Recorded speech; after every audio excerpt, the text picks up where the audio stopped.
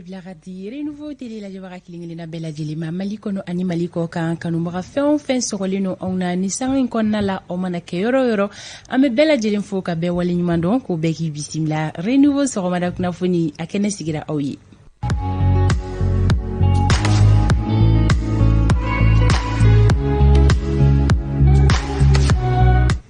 Nega kanya wolovla sanga muka ani kele o sera studio bamindaw konna la folini tanuni o be blaga dadi aw kilingilina ma ka foko ni che akodana la renouveau tele sukantili la bie alamsay utukalo kleta ani fla samba fla ani muka ani kele on ni sonja lembe aw bisimla sogomada ina kokura kanu maga on e layduta awye ka fo amena renouveau sogomada kuna foni kenestigi awye dongo kadam netene katasi jumama mimbato akokuna foni akun follow be se ka lase aw ma maliko no ani maliko kan ako kuna siri o ka bampeo ola ambe aw be fuka wale nyumando aw munu be no ka sira aw barake ro la gaba ni aw sogole no renouveau tele la anga folibe awye aw munu fene be on la je sokonna wala dongodo anga folibe le babe awye munu fene be sira la kataka o ka barake ro la nu ka radio be renouveau fm na ubeka aname ame bela jelen fuka kota dondoni ala kasini be nyumanye I seyoro la me baga jamakulu ame soleno ona bololo sira fe obe anga page Facebook ko fo renouveau FM renouveau télé page sans fait ame bela jelen fo ko be ki visimla bi alamsa renouveau matin ale keneka ola sogomada ina kuna foni mumbe ambolo koro kasika ola se awma yani angado o konnala mayira la ka fo fem koni kunu ye bamako konnala san koni klena kana ola abeni bela jelen fe san abekana soya mina sisa ni samena le ko bela jelen ka ijanto iyere la ibiyorom na iki jo oyoro la fo san aleka teme sabula ameka jila hauta munye katoka boli akorla la amanogo ola sogomada ina kuna foni munu mena la si awma ko yalma fem koni critique la mogo ye ko oluye wele bla sebeni korokaw ka almami mai watara mawa yalma ko jalaki bolongonden jumene taleno ka nyeshi maima isa kabasidi be oni alebe na nyola soro sabula anyu kuna fonia chama folofolo le mai kunga ko kuma na bololo sanfela la kuna foni yerezere nje munye oni kababe na nyola soro abena okuna fonia ukaseka olasi auma daga juru sira fe oni maliki kona tebina nyola soro ale mimbora gawo ka ofeno abe kli damadaman bo yalma kula kana erebe danga jumene la gawo marabolo konna la maliki konate alebina kana okuna fonyo ka odi ama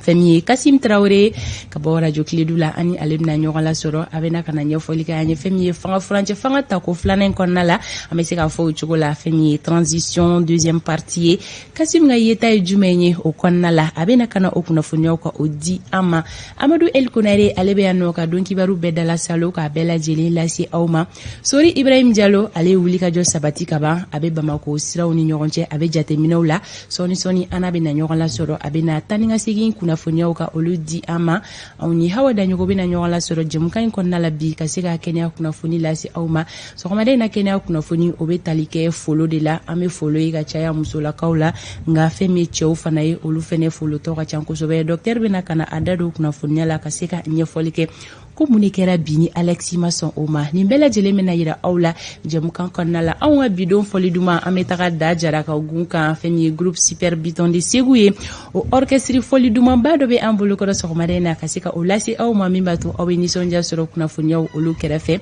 amedo baro konna la sisani wakati boloda chugoni o metewe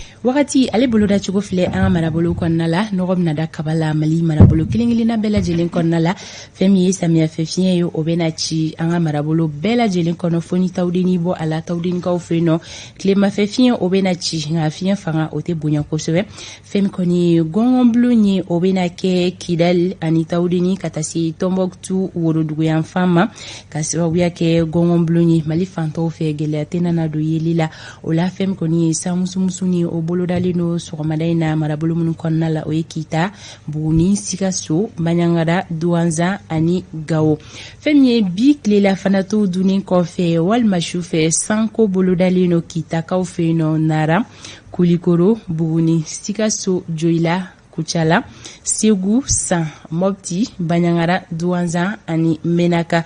fem koni klega ina fintenu ye olu bolo da cogo de fleni anga marabolo kilingelina kono kaikaw olu ga finteni hakya be ke degere bisaba ani duruye kulikoro olu tabi jo bisaba ani sabala femi sika sukaw ye olu tabi jo degere bisaba la segu kaw feino klega ina olu ga finteni hakya be ke degere bisaba ani naninye moptikaw olu tabi ke bisaba ani duruye Tombouctou klega ina olu ga finteni hakya obi jo degere bisaba ani wolonvlala gawokaw olu tabi ke degere bisaba ani woro femi kidali olu tabi ke bisaba ani shekinyi menaka olu tabi jo bisaba ani nanina tawdinkaw olu tabi yelenga ta fo degere binani ani wolonvlala bugunikaw feino klega ina olu ga finteni hakya obi ke degere bisaba ani flaye kuchala olu tabi ke bisaba ani kelenye femi kitakaw ye olu ka finteni hakya be ke digire bisaba ani sabaye nyoro kaw olu tabi jo bisaba ani worola nara ani duanzan olu tabi ke digire bisaba ani duruye femi san ani banyangare olu tabi jo bisaba ani nanina joila kaw ka finteni hakya be ke digire bisaba ani kelenye bikli gaina Bamako distriki konnala nogo bena da kabala samia fe finya bena ci finya mu fangatena na bonya kozoe gele afoshi kontena na do flelu la sanko bolola le no Bamako konnala bikle banto ola klega ina finteni hakya obeke digire bisaba ani fly Bamako na lamini so komada ina kene chira nege kanye woro otemele ni sanga mukanye klebe na bimba Bamako na lamini na nege kanye ta ani sheki mana temeni sanga biduru ani fly ni wakati boloda jogo so komada ina kadi auma akunye au kilingelina kasika utana oblado au manake mali marabolo kilingelina fena Amadou El Konare alebete mani donki barui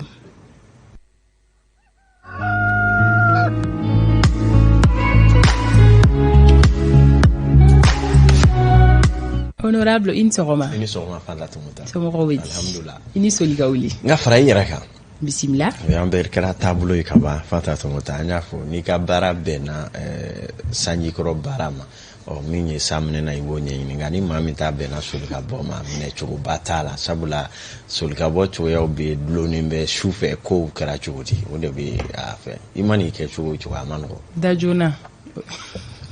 ma kanga uliga kibaro ya di ni dajona dugu bichi dale nyene mafana aide na fura dajona be akilitu yere la sa akilitu yere la do mana sibe wuli de ka kuna fonu sege 3h du matin before ko hikara ya fe dugu bana kana na kuma chiensa ni 3h du matin ki nyana sokoma ite na sikinye jo kamera la ngo chien fosa sabalisa nyo de fie ni kibaro ya paro na wati ami bulika nye nyino wati otakula bashi mesra di maigate meni donki barui tabarkala awni sogoma dawbe yoro dowla ni ganye kono to boluka jamana kan do wolo vla shaking jamana bena tablo do shure be jamana dowla mama mana ke fa on fan fe ki be kan plan wati na wol maka name ama foko ini sogoma i bonjour salamu alaikum good morning ani guten tag abe dunino awbe yoro muna awka jamana ukana na yande renouveau kibaro yawo bina choko awye munun bakuru bawo be talike ika donga fo communicate ale tribunal manyama mi be ni oye Amidu Touré a trabe maune ngunka nyuma na strategela ka sabu ke kulubu kalaba ko chama me jamana kono ka damne bololo safe ani dongli dalaw ka fanene banenu ni nyon buruja o ale ke me ka fusiri o ko danani wati na minye dine ma do fananga wajuli damateme do ayi sembla o ko fanana mai watara haya ale wele kardo tene ninga ale ma sebe lame kasroka la bla kata kaso o amina kuma o ka biso madaina donki waro ale kene konna la gwele ya dugu jele halibi la wal karamgo oluni jamana gwa horona mani nyanche amina kuma o ka biso madaina donki waro kono nyina samia be chugo di kuma bina ke o fana kan bara bla chari do fana be ka do lubitali do la Bamako ya amina kuma o ka fana de min be ni dengurani ndo a jigini abaku jigina kai lubitali la suyana o anye kibaro ya do soroko den koni yira o amino sege nga akununa chogodi anga kiwara nyina nyinni do ke o ka amina kuma o fana ka biso madai na donki waro ale kene konnala o nunu ye da kunde ni yana ngambulo bla daire dula femnu ma kuno ka bela jele bo ka kibaro ya barachi so madai na renouveau donki waro konnala ka damne kai kidale mobti segu Tombouctou gawo kata kidale menaka muno me ka na me nyuro di Sahel joila ka ofe buguni ani kita ni bela jele mali maraburo ye ko u bela jele ni sogoma ayaw dansi jamana bolo fara muno be ni oye anga jamana jose mba hake muno be les différentes institutions ko ma nyema na chakelo ayaw bisimla aw fana me barala hal ni ya soro ma chama aw ka baraw te don ya ndo nga ye bisogoma daina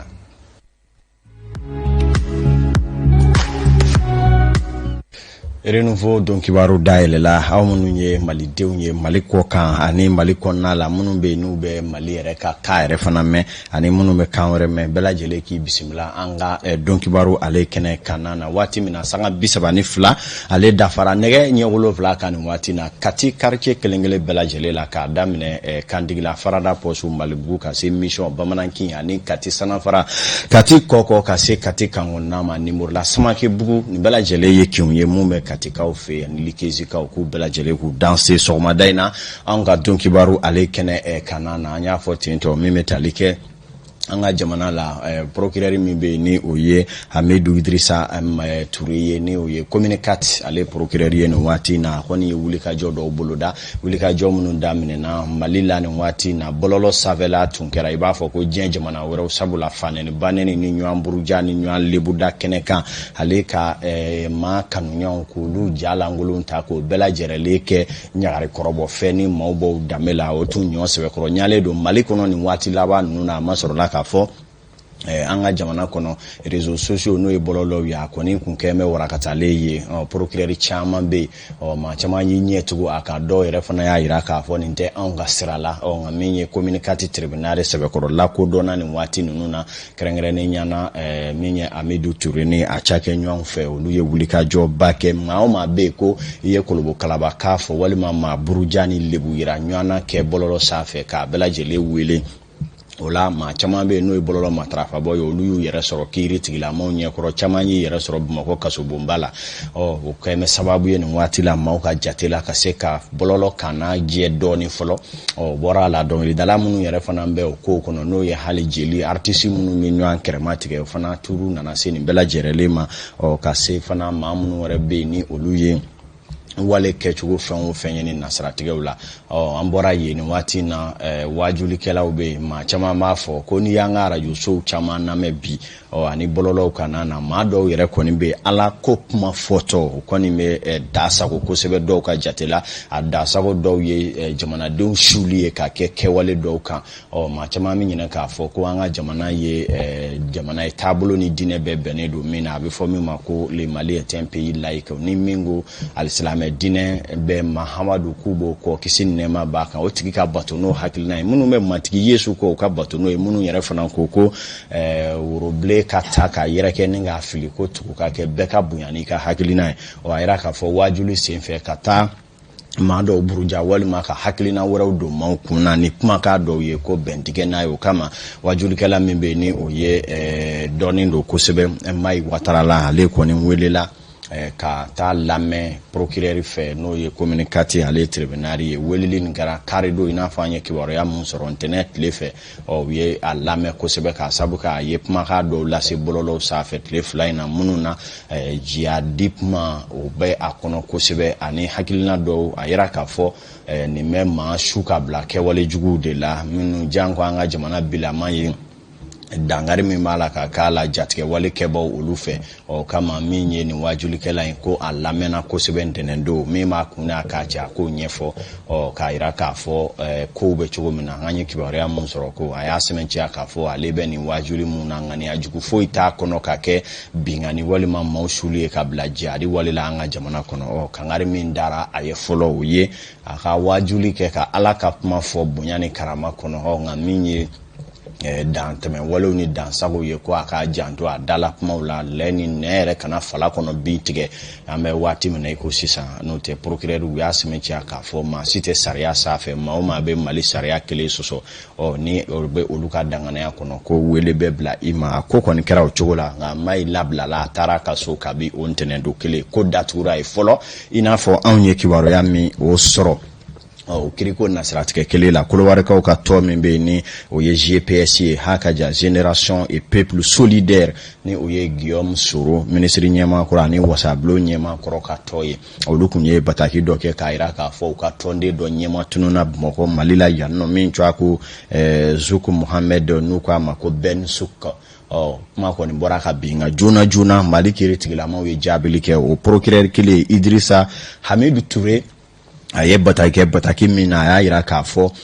tegedi nyoma kono Mali ale ni kolowar ni nyanje kiri nasra tegela ko mandat d'arrêt international no ye maima ke jamana fon feno critique la mo ka charaw kiro ka sabu ke kibaga chani ke ka jamana ka wali masiga kele doila o ko mandat d'arrêt do ko ni sebe sera an Mali critique la mo ma mi ma ira ka fo kolwari ka ka kiri makobe Zouk Mohamed Di Ben Soukla o ko de kara sababu ye Mali segesegeli kela o ka se ka wele bla ama ninga se kata alame o ko akoni be oluka bolo kanana o ki shaula kuma kiri jenyoanya sraka jamana fulani nyanje ko ko nunu metalike ola ka fo ko mabga borobire anyena ka tununi aye ko o fente o minye ka donga fo okibaro ya koni bora ka je asisa dona ka fo akobe la halaya mina dakuru ya kele ma chama ya ira ka fo ni ngoni nye ko ye mina chiki ya kuradi momo ka donga fo Malini jamana wera ubu tigedi nyama ko sebe kiri la sebe ombe nga ka ke wale ya ka ke kene kan charaki ye ko koni fenye min kadi mawya masorola ka fo Mali de do yere fana me jamana wera ula mandat d'arrêt international ko kuma be olukunga o ni Mali seraka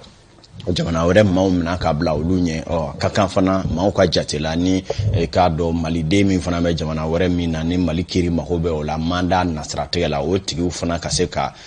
Mali dɛmɛ ka karaw kɛ o la ni ka o sama malidenw ma yan nɔ nin kɔni kibaruya ninnu bɛɛ lajɛlen bɔra ka bi procureur yɛrɛ fɛ min yɛrɛ la a yɛrɛ k'a fɔ nɔgɔ tɛ min na cogo si la n'an bɔra yen nɔ an bɛ taa kibaruya nasiratigɛ wɛrɛ la kununko an da sera a ma k'a fɔ Bakari Togola ni ale ye APCAM ma ɲɛma kɔrɔ ye hakaja kɔɔri sɛnɛnaw ka tɔ min bɛ yen n'o ye coton culture ye olu ka coopérative ma ɲɛma tun don ale kɔni sega kun kɛra la nafolo dɔ peretuli ko kuma senfɛ u y'a minɛ k'a datugu kalo 19 bayanko kɛra kaso la Bakari Togola kɔni yɛrɛ bɔra makun kɔnɔ an y'a kɛrɛfɛmaa dɔw ɲininka olu y'a sɛbɛntiya k'a fɔ Bakari Togola ka minani ko la ko dibidibi ba caman de b'a jukɔrɔ dibidibi minnu na waati sera olu yɛrɛ fɛ u ka ɲɛfɔli dɔw kɛ maa caman bɛ yen minnu tun ye Bakari Togola jɛɲɔgɔnw ye ko olu caman yɛrɛ ka ko kɛlen caman bɛ yen u bɛ ɲɔgɔn kalama a kow la kosɛbɛ nka olu dɔw y'u yɛrɛ kɛ i b'a fɔ ko kabi hala y'u da ko ɲɔgɔn tɛ jɛlenya nasiratigɛ la o kuma olu bɛ bɔ ka ɲɛfɔli kɛ kow mana kɛ yɔrɔ min na nafolo caman bɛ a bɛ k'a fɔ k'a tununa u k'a dɔn a tɛ Bakari kɔ bi a dɔw tɛ Bakari kɔ sini ka ɲɛɲini olu bɛ maa mun kɔ maa caman yɛrɛma ɲininka k'a fɔ yala o b'a yira k'a fɔ kiri ni a tɔw bɛna yuguba hali bi wa sabula ni a sɛbɛntiyara k'a fɔ nafolo tununa jɔn de y'a ta a taara fa jumɛn fɛ nafolo ma ta a jɔn kan k'a fɔnɔ o kumaw bɛɛ lajɛlen kɔni ɲininkali bɛ malidenw bolo an bɛ waati min na i b'a fɔ ko sisan nka min jɛlen don o ye k'a fɔ sɛnɛ nasiratigɛ kɔni na maa caman dabali bannen don a ma sɔrɔla k'a fɔ maa minnu yɛrɛ bɛ daba ta ni ka u biri tile la ka tile wɔsi ji ni welewelew ani k'a dɔn limɔgɔw kɔrɔ saa bɛ dɔw yɛrɛ cin nkɔsɔw bɛ dɔw cin forow kɔnɔ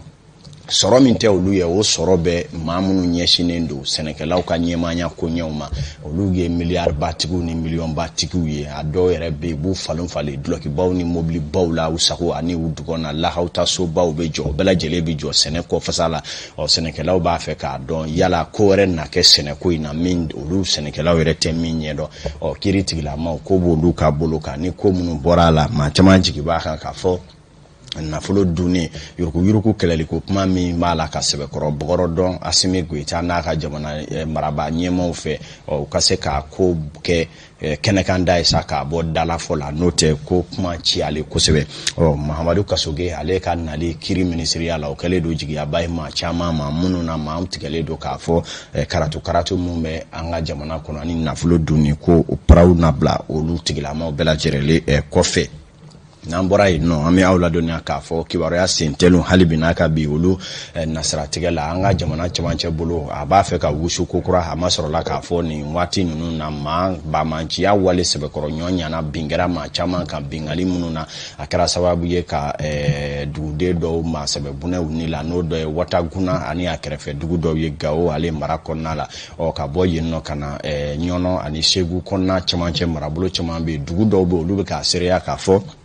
olu tɛ u yɛrɛ bolo k'a sɔrɔ la k'a fɔ ban danna jugutigiw ni dansago dinɛ jɛkulu maaw kɛlen don ka sira tigɛ u la dɔw kɛlen don ka forolata yɛrɛ tigɛ u la wele k'a min bɔ olu bolo o de ye ka tulo k'a bɔ jamana faamaw bɛ se k'u kɔfilɛ u la cogo min na walasa u fana ka malidenya kelenya bɛ se ka sabati ko o ye u ka laɲini an bɛ waati min na i ko sisan saga bɛ na ni kelen walasa ka bɔ kibaruya ta ko fɔlɔ kɔnɔ lakɔli karamɔgɔ olu ni gouvernement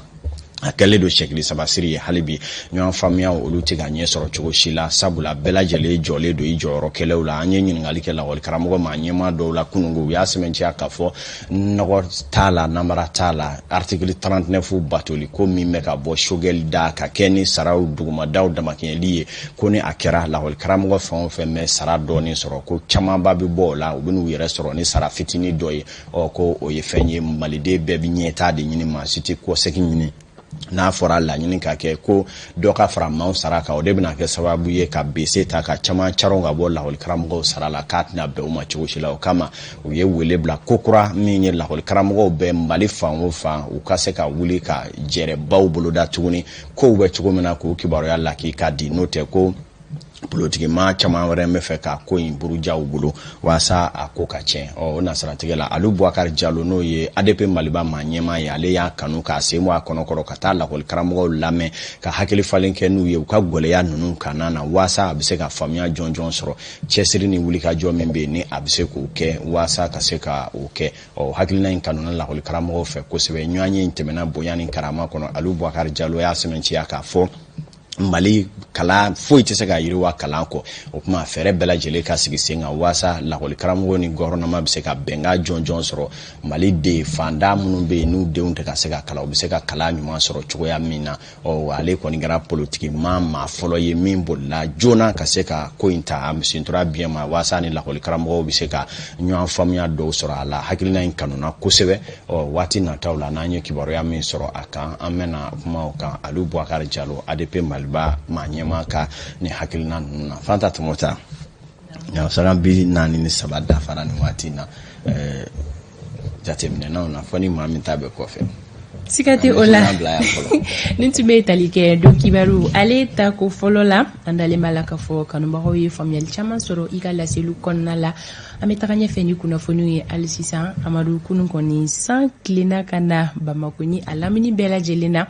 o la an ka sirabaw bɛ lahalaya jumɛn de kɔnɔna la bi sɔgɔmada in na Sori Ibrahim Jalo ale kɔni bɛ sira kanaw la ka ban a bɛ jateminɛw la an ka nɛgɛ karafetigi Sira Kamara bɛna wele bila Sori ma a bɛna taa ni ka segin kunnafoniyaw di an ma